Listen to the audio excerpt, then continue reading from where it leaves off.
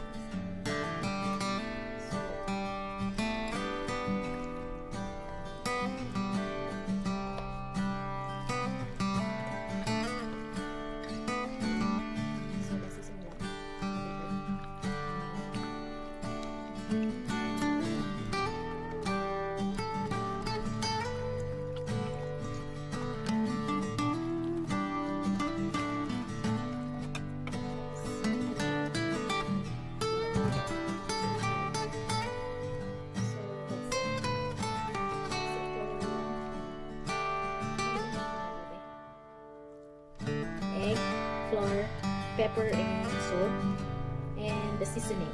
Then later is for frying. So yan, kunin na natin yung ating minarinate na chicken after an hour.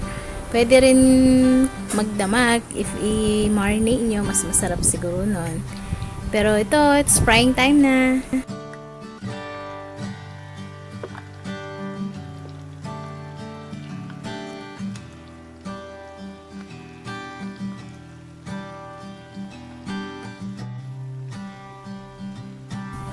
Yan po, mga kabilets, mainam na deep fry siya para talagang even yung pagkakaluto at malutong ang ating fried chicken.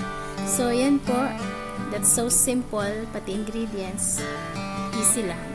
Pati pagluluto, syempre fried lang. Sino ba naman di marunong mag-fry? Okay.